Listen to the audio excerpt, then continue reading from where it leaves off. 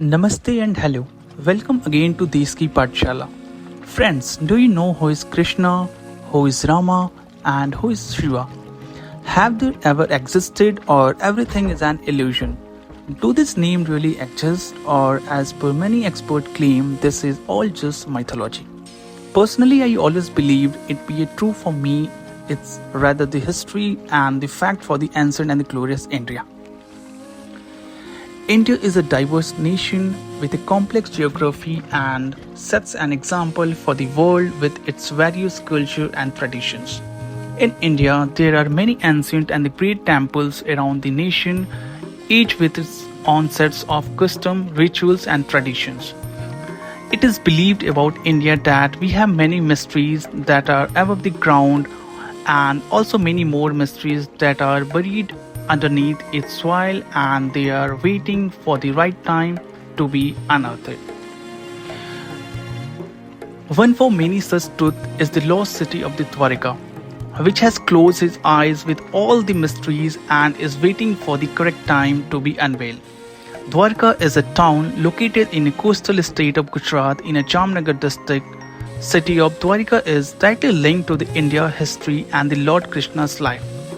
It is one of the places from the Char Dham Yatra and every year crores of pilgrims visit this place. Dwarka has existed since Dwapar Yuga and continues to stand as a soil pillars as they recorded in all the historical writings such as Skanda Purana, Vishnu Purana, Srimad Bhagavad Gita and Haryashma. Dwapar Yuga, as per the Sanatan celestial calculation, ended at around 5200 BC and it's approximately 7200 years old. And yes, it is much older than the Harappa civilization.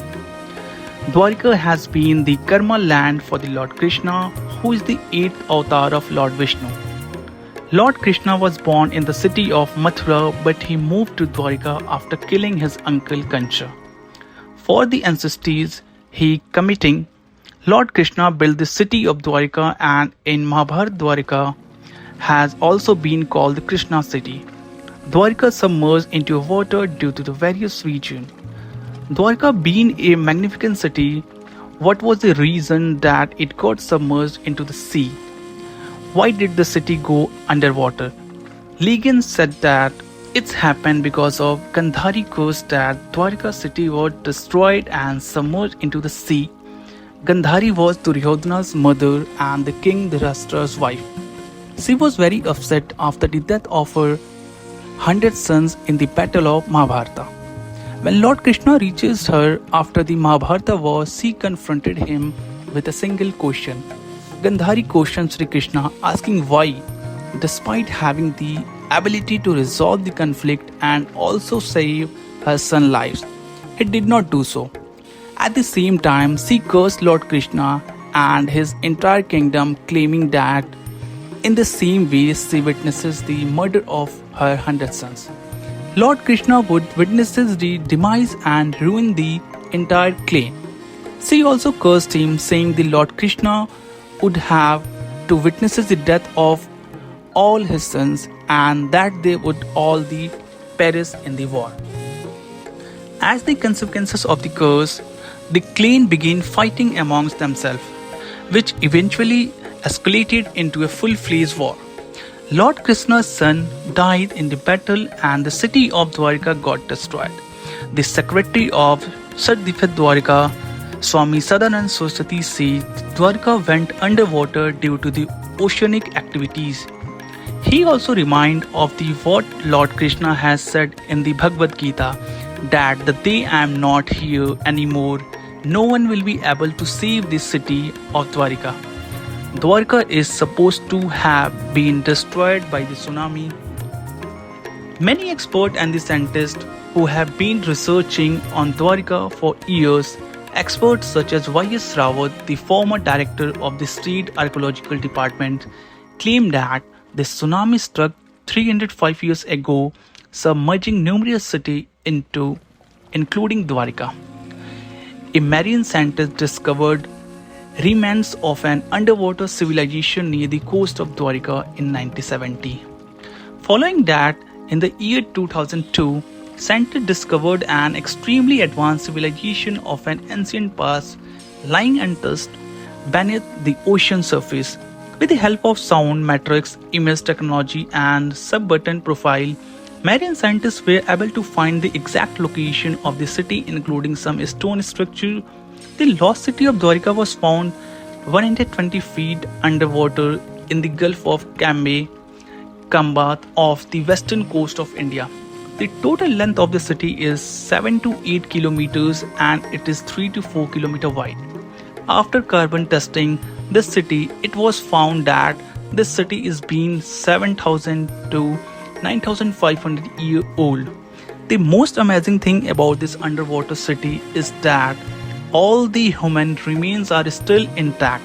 Dwarka has been mentioned in the Indian ancient scriptures, and because it is also linked to the Lord Krishna's life, many people have been interested in knowing the fact. Even the scientists are doing research have been very surprised with this finding.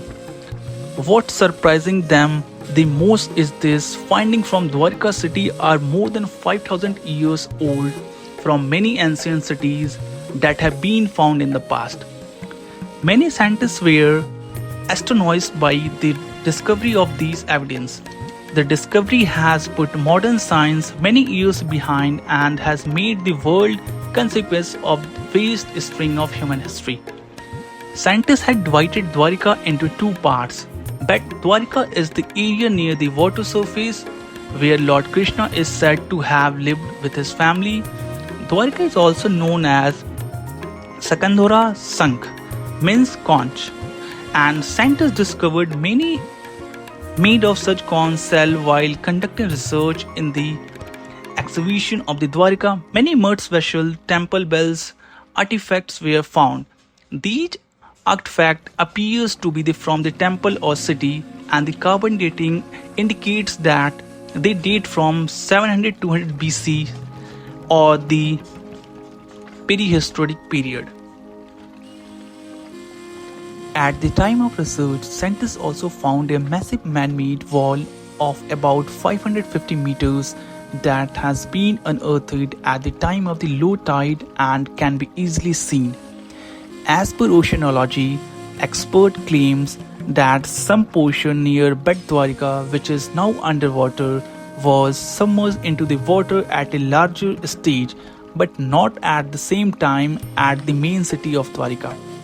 Through research, it was found that because this area was very near to the coast, there have been a sign of recent constructions there, and it goes back to the recent around 300-500 BC to 1500 BC. Similar to the time of the late Harappa civilization, the main Dwarka city is still underwater in 2 or 3 kilometers deep into the sea. It is believed that this is from where Lord Krishna administrated his kingdom. It is revealed from the carbon dating of artifact found here that it is almost 7500 to 9000 years old and went underwater due to a 5000 years old tsunami. Many big stones structure were found through archaeological exploration, shape of which were semicircular, rectangular and square. Beside this big stone structure, big sandstone wall well laid our archaeological structure were also found. Road structure and stone anchor were also found. Something to the ponder also, friends. All these artifacts were found in a distance of 7 to 9 kilometers, which give us enough proof that Dwarka was not only a well-established city but also a very busy port. Scientists found many copper bells vessels there which may use for the ritualist purpose during the olden days. Scientists also found some strange structure made of iron near Dwarka which have been sent to a lab for further testing.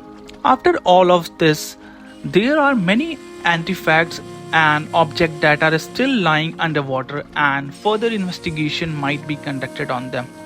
The first excavation was done in 1930 and the location was found after which, due to some reason, the research was completely stopped. After 1930, the next research started around 1969 to 1970, in which lots of information was found. But once again, the research was stopped by the archaeologist. And the most recent investigation began in 2002 with scientists using more equipment more than 1970, and they discovered plenty of unexpected and the astonishing revelations. But this exploration was also halted by the central government. It is very surprising that even after getting so much evidence, why the research team stopped their work and why such an important site is not being researched properly. The world still does not know the complete truth behind the Dwarika and they very eager to know the same. Wouldn't it be the appropriate if the government of India established a crew of archaeologists and gave them the freedom to explore the Dwarika site so that the truth might be revealed? When the truth is out, it will reveal the completely new dimension of the history of the Indian subcontinent and will be the helpful for the entire human race.